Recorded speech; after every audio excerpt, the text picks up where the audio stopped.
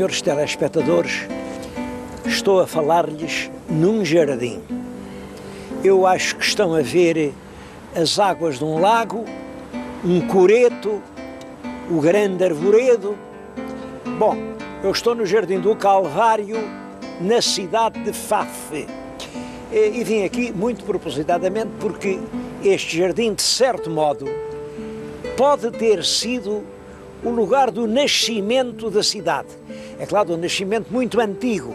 Isto é um morro, era um morro, provavelmente já com ocupação pré-histórica, onde mais tarde se fez uma ermida, a ermida do Calvário. Essas ermidas do Calvário, que são alusões à paixão de Cristo, são em geral do século XVI ou XVII, e isso ficou sagrado para sempre.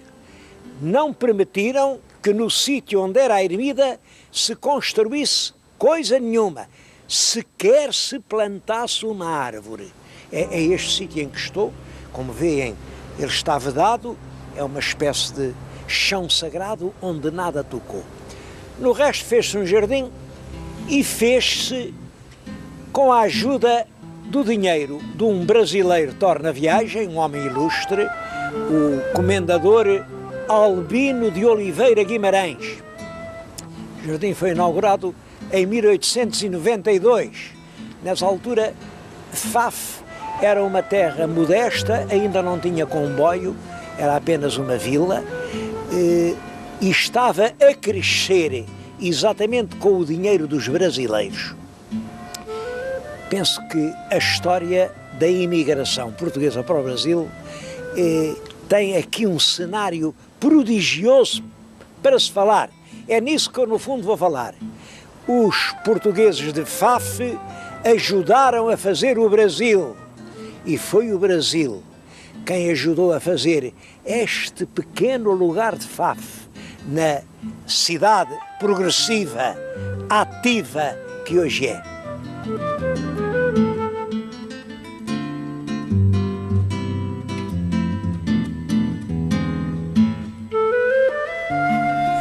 Mas não é só aquele jardim que é obra de um português imigrado no Brasil e regressado a Portugal. Talvez no nosso país não haja nenhuma cidade que deva tanto aos imigrantes brasileiros como a cidade de Faf. Aqui um erudito local, o Sr. Dr.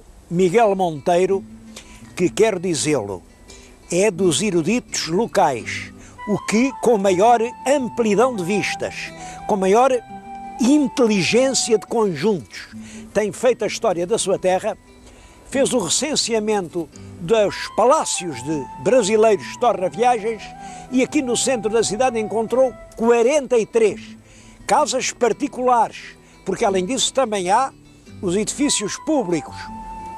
Eu estou a falar-lhes diante de 2 casas de brasileiros. Uma, como veem, é ainda ao gosto romântico, a outra é um pouco mais neoclássica, mas por toda a cidade há a casa do brasileiro, que muitas vezes nem era aqui propriamente de Faf, era dessas aldeias à volta, que são pequeninas aldeias, mas que quando voltavam à pátria queriam botar figura na vila que era a sede do concelho. Daí a reunião aqui de muitas famílias que vieram do Brasil e que ainda hoje continuam. Olhem, o que agora estão a ver é um automóvel que acaba de passar por mim e que levava arvorada uma bandeira do Brasil. Eu perguntei ao condutor, o senhor diz-me, por favor, porque é que leva a bandeira do Brasil? E ele explicou, é porque esta menina que veio ao meu lado, e era um bebê de 15 meses, esta menina é brasileira.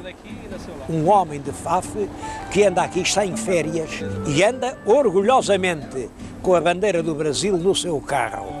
Continua ligada Faf ao Brasil. Há imensas histórias de pessoas importantes do Brasil que estão ligadas à cidade de Faf. Eu vou contar algumas.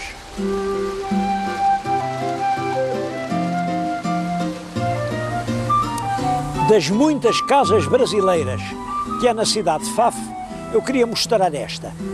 É de um português de Manaus, ela tem ali na fachada a data é 1882. 1882 é um dos momentos grandes da colonização, da presença de gente de Faf no Brasil. Nessa altura havia no Rio de Janeiro mais de 2.000 habitantes de Faf, só no Rio de Janeiro. Bom, este homem não foi no Rio que fez a fortuna, foi em Manaus, e quando chega aqui faz questão de fazer da sua casa uma verdadeira bandeira do Brasil. Forra-a toda de azulejos verdes e amarelos, que são as cores da bandeira nacional brasileira. Aqui à cidade estão ligadas histórias muito bonitas. Olhem, foi aqui numa aldeia muito perto, que nasceu a mãe do presidente Juscelino Kubitschek de Oliveira. Eu conto isso e faço questão de o acentuar, porque agora, não sei por que diabo de erro, o que anda escrito nos livros é o contrário. É que aqui nasceu o pai. Ele era Juscelino Kubitschek de Oliveira. E eles dizem, bom, Oliveira era o pai, Kubitschek era a mãe. Não é nada disso. Quem era Kubitschek era o pai e Oliveira era a mãe. E eu sei isso porque tive a honra de ser amigo do presidente Juscelino, que me levou à casa dele, e numa altura em que a mãe ainda era viva, já estava muito velhinha, e estava já sem movimentos numa cama. Mas quando soube que eu lá ia, que eu era português, ela fez questão de me ver. Bom, e o presidente Juscelino fez-lhe a vontade, era a casa dele no Rio de Janeiro, na Avenida Atlântica, e levou-me lá para uns corredores, abre-me uma porta, eu vejo uma senhora de muita idade, e o presidente apresentou-me nestes termos. Eu lhe apresento o maior tesouro que tenho em minha casa. Esta é a minha mãe, e ela me trouxe pela mão, desde o berço em que nasci ao Palácio de Catete. O Palácio de Catete era então o Palácio Presidencial no Rio de Janeiro. Portanto, essa senhora tinha sido professora do ensino primário no Brasil, e portanto é pelo lado materno que Juscelino era português. Eu que o conheci tão bem, posso dizer que era um presidente que amava profundamente Portugal, amava-o a sério. Eu acompanhei-o aí, eu estive com ele em Lisboa, eu fui com ele ao Fundão, eu estive com ele em Belmonte. Ele era realmente um presidente brasileiro de coração português. Um outro homem que esteve aqui a família, o pai e a mãe, é o grande governador da Bahia, António Carlos Magalhães. O António Carlos Magalhães ainda hoje é uma grande figura no Brasil. Ele era há poucos anos presidente do Senado. Quando eu o conheci, ele era o governador do estado da Bahia, onde continua a ser popularíssimo. Toda a gente da Bahia tem saudade do grande governador António Carlos. Também o conheci num momento surpreendente, que eu vou recordar. Era o dia 22 de abril de 1973, o dia da comunidade lusíada, e fizeram no ponto em que o Cabral, o descobridor do Brasil, desembarcou em Porto Seguro, fizeram aí uma reconstituição, uma missa solene, em que devia estar presente o próprio presidente da República do Brasil, que era o general Emílio Garrastazu Médici, presidente Médici. Por qualquer razão o presidente não pôde ir, mas pediu-me a mim, que era então embaixador em Brasília, pediu-me a mim que fosse representar o Presidente da República nesse ato solene, em que, entre outras coisas, metia a inauguração da BR-101. BR-101 quer dizer uma autoestrada 101, que ligava o Rio de Janeiro a Porto Seguro. Fui eu quem cortou a fita e inaugurou a BR-101. É claro que estava lá o governador da Bahia, porque Porto Seguro é no estado da Bahia, e creio que nessa altura o meu querido amigo António Carlos não terá gostado muito que fosse lá eu em vez do presidente. Bom, mas isso não alterou a nossa amizade e passados poucos meses estava eu a abraçá-lo na Bahia, e a abraçá-lo sabem onde? No convés do nosso navio Gilianes, que foi durante mais de um mês a sede oficial da Embaixada de Portugal no Brasil. Foi por isso mesmo que eu não deixei, fiz aquela questão, aquela guerra de que são lembrados, de não deixar desmantelar os Gilianes, e hoje os Gilianes é um navio-museu que está em Viana do Castelo.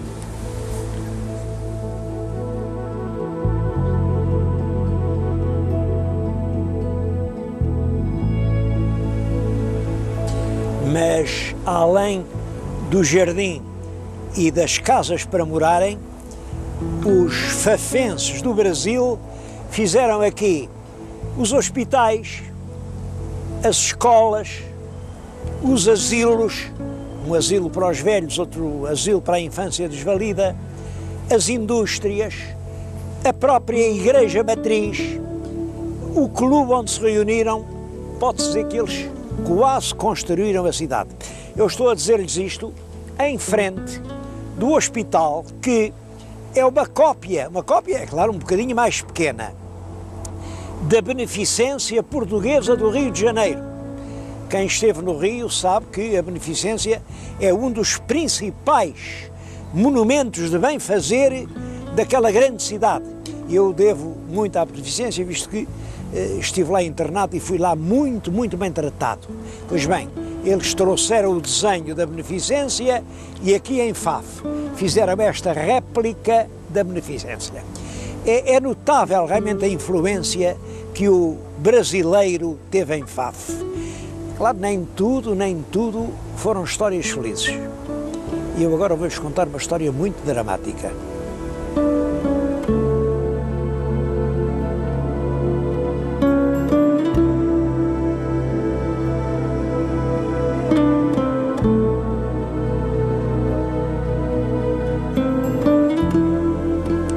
É a história de José Cardoso Vieira de Castro. Os Vieira de Castro eram família muito ilustre, já tinham dado ao país pessoas notáveis antes dele nascer e continuaram a dá-las muito depois dele morrer. É uma das famílias mais ilustres do nosso Minho. Este José Cardoso, ele nasceu em 1838 e nasceu com uma ânsia e uma sede de glória que viria a ser a sua perdição. Era de gente abastada, filho de um desembargador, matriculou-se em Coimbra para se formar em Direito, mas logo, ao princípio, logo no primeiro ano, dá-se em Coimbra um acontecimento destas coisas que acontecem. É um concurso para lentes, para lentes substitutos. Há 4 vagas, mas há 5 candidatos.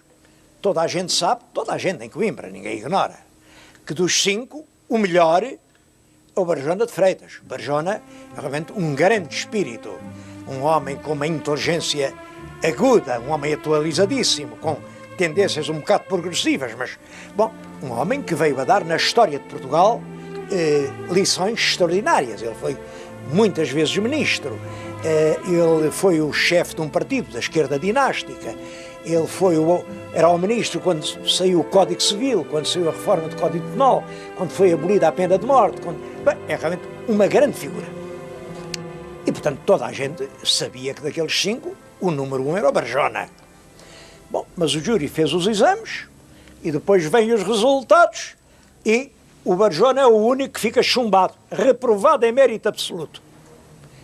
Há um murmúrio de espanto na sala toda, mas limitaram-se a murmurar. Só que um rapaz, de capa e batina, salta para cima de um banco, interpela os lentes e diz: mas que pouca vergonha é essa?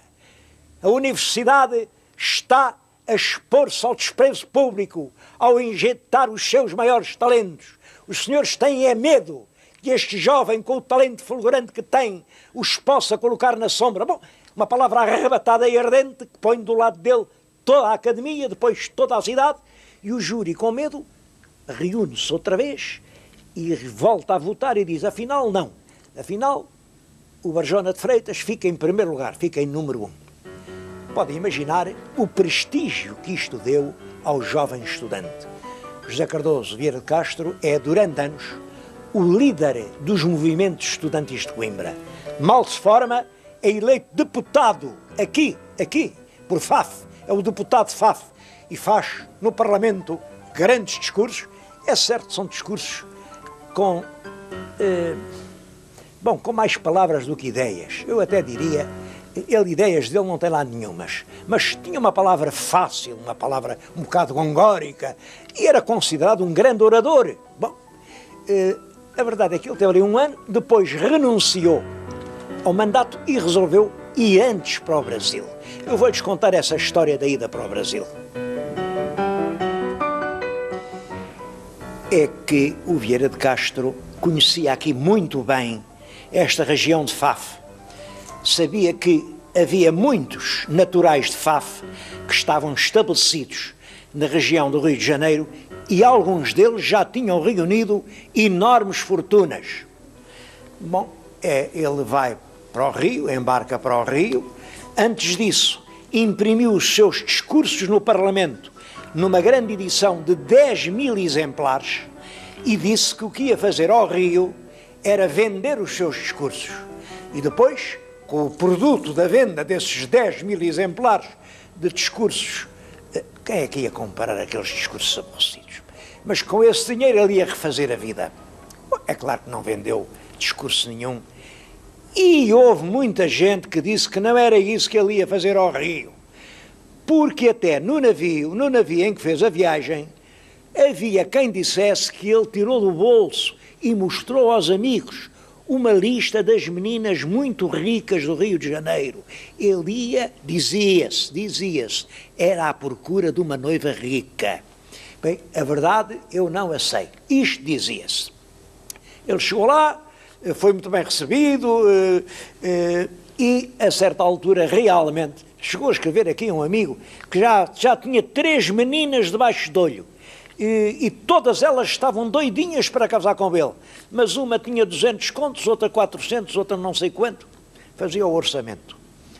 Acabou por casar, pouco tempo depois, casou com a Claudina, coitadinha, tinha 17 anos, era filha de um homem aqui de Faf, um homem Gonçalves, ele era António Gonçalves, mas esta gente daqui, quando chegava lá, ao Brasil, acrescentava quase toda Guimarães, porque era Guimarães é que era conhecido, não se ia agora pôr António Gonçalves Faf, mas António Gonçalves Guimarães. Portanto, a pequena era Claudina Gonçalves Guimarães. Casaram, ele recebeu 25 contos de dote, 25 contos, e mais a promessa de 500.000 réis por mês. Era um dinheirão. Voltam para a Europa, mas com uma viagem de príncipes, vêm pela América, depois vão a Londres, depois vêm aí. É claro, ele não tinha dinheiro nenhum, ele não tinha emprego, ele não fazia nada, e a pequena, a Claudina, gostava de viver como uma princesa. Vieram viver aqui para Moreira, uma aldeia perto, e ela não dispensava o trem, um trem de cavalos brancos, com um cocheiro de chapéu alto e um trintanário. Era uma princesa. Claro que ao fim de 2 anos eles estavam outra vez sem dinheiro nenhum, ele não sabia o que havia de fazer, e é nessa altura que acontece um drama. Ela fez questão de mudar para Lisboa, não queria viver para a aldeia. Foram para Lisboa, para um grande 2º andar ali na Rua das Flores. Olhem, o prédio é aquele que estão a ver. Só que quando o José Cardoso Vieira de Castro, uma certa tarde, assim pelo meio da tarde, entra em casa, vai surpreender a esposa a fechar à pressa um envelope e a escondê-lo no seio, a escondê-lo para que o marido não o visse. Ele desconfiou. Que carta é essa? Eu não te dou. Prefiro deitar-me da janela abaixo. Ora, é claro, ele tira-lhe a carta, lê a carta. A carta era uma efusiante e comovida declaração de amor a uma visita lá de casa que ainda era primo dele, um tal Zé Maria de Almeida Garrett, que era primo vago do grande escritor Almeida Garrett. Naturalmente, Vieira de Castro fica assombrado por aquela revelação, chama um amigo, o Ramalho Ortigão, e manda desafiar para duelo o Almeida Garrett. Garrett toma uma posição decente. Diz isto, mas um duelo é eu matá-lo a ele ou ele matar-me a mim. Ora, ele tem todas as razões para me matar a mim, porque eu lhe fiz a suprema afronta. Mas eu não tenho razão nenhuma para o matar a ele, porque ele a mim não me fez mal nenhum. Portanto, diga-lhe que eu amanhã saio de Portugal, vou meter-me num convento, porque para mim a vida acabou. Mas vou por esta rua, saio às tantas horas, dobro aquela esquina, atravesso aquela praça, em qualquer parte, ele pode estar à minha espera e dar-me um tiro. Prometo que me não defendo. Agora, bater-me em duelo com ele, não, porque isso era acrescentar uma injustiça a uma infâmia. Pelo menos nisso ele foi um cavalheiro. Mas o Vieira de Castro não se satisfez com esta explicação. Então, se não podia matá-lo a ele, resolveu matá-la a ela. E de madrugada, na madrugada do dia 9, 2 dias depois de ter visto a carta, tentou adormecê-la com um frasco de clorofórmio e depois, brutalmente, com pancadas no crânio, produziu-lhe hemorragias cerebrais que a mataram. Ele quis defender, dizendo que era a esposa adúltera e que ele tinha defendido a honra ofendida, mas, é claro, foi julgado, foi preso, o país dividiu-se muito. Ainda hoje isso se discute. Olhem, ainda agora, o ano passado, saiu um livro notável, um livro que vale a pena ler, chama-se A Glória. A Glória é do Dr. Vasco Polido Valente e é muito bem escrito, como aliás tudo o que o Dr. Polido Valente escreve. Este livro dá uma posição contra o Vieira de Castro. Pelo contrário, Camilo de Castelo Branco, olhem, Camilo que esteve aqui escondido, quando o Camilo andava fugido por causa do escândalo da Ana Plácido, foi aqui na casa do Vieira de Castro que ele esteve. Esteve muitas vezes àquela varanda a ver o pôr do sol. Camilo de Castelo Branco. Bom, Camilo estava a favor do Vieira de Castro. Ramalho Ortigão estava a favor do Vieira. O país dividiu-se. Bom, eu hoje não sei, ninguém, só sei que diz-se na Bíblia, não julgarás, porque com a mesma medida com que julgardes, serás julgado. Ele foi condenado a 10 anos de degredo na costa ocidental da África. A relação depois agravou os 10 para 15. Ele foi para lá, foi para Angola e morreu um ano depois com a biliosa. E 7 palmos da terra sepultaram para sempre aquela imensa ambição de glória e de poder.